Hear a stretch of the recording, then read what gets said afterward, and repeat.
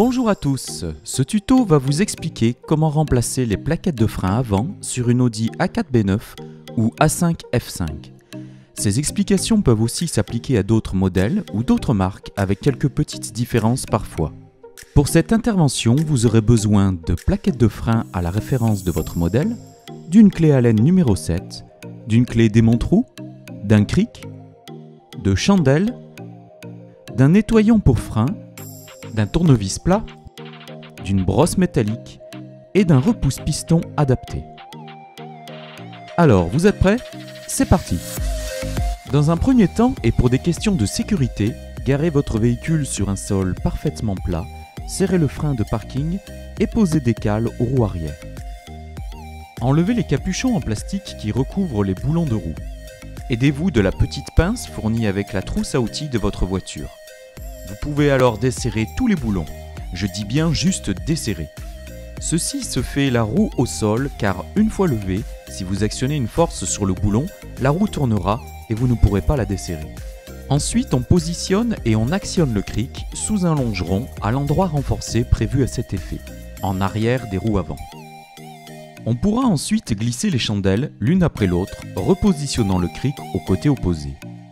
Sur cette photo, on voit que les chandelles appuient sur une partie métallique et fixe de la voiture. Il ne faut pas les positionner sous une pièce en plastique ou une partie mobile comme un bras de suspension. Vous pouvez aussi vous aider de cales pour assurer la planéité du dispositif.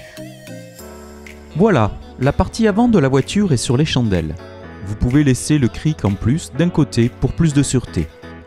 On peut maintenant déboulonner les roues et les glisser sous le véhicule pour ne pas être gêné. Il va falloir maintenant ouvrir le vase d'expansion du liquide de frein afin de faciliter la repousse du piston. Sur la 5, il se situe dans cette trappe. Il suffit de desserrer le bouchon et de le laisser sur le vase. Maintenant que nous avons accès aux étriers de frein, nous enlevons ces agrafes à l'aide du tournevis plat.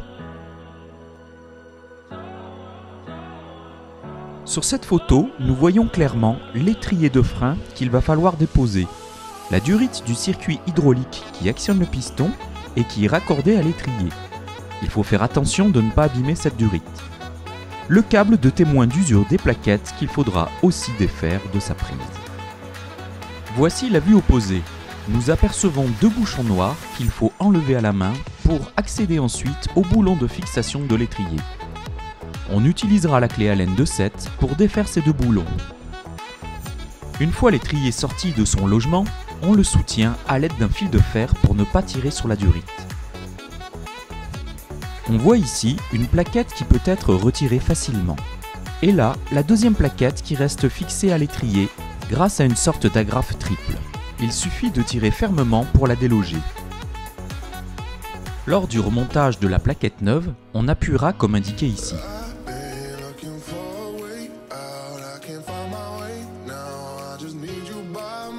Voici la prise qui se trouve au bout du câble de témoin d'usure de la plaquette. On voit clairement un petit ergot qui permet de l'immobiliser dans son logement. Ici, j'appuie sur l'ergot à l'aide d'un petit tournevis derrière la prise, puis je fais un quart de tour à la prise pour la déloger.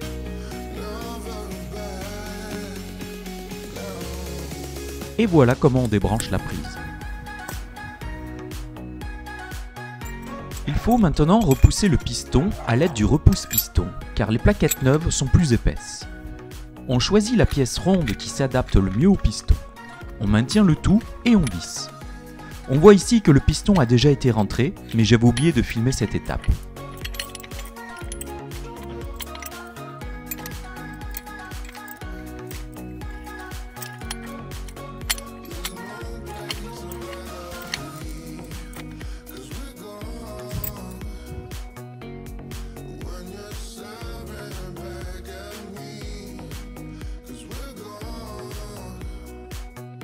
Un petit coup de brosse métallique uniquement sur l'étrier, pas sur le soufflet en caoutchouc du piston sans quoi vous l'abîmeriez. Si ce soufflet est très sale, vous pouvez le brosser délicatement avec une brosse à poil de nylon type brosse à dents. Un peu de nettoyant pour frein. On peut maintenant poser les nouvelles plaquettes. Pour trouver la référence des plaquettes correspondant exactement à votre véhicule, consultez l'étiquette des options dans le fond de votre coffre.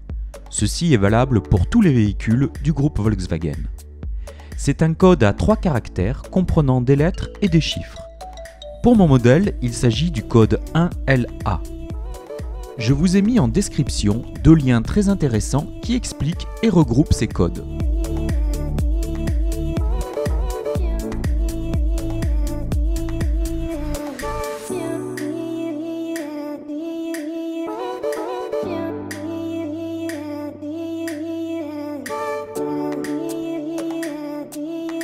Pour le serrage des roues, il est préconisé de le faire en croix, comme indiqué ici.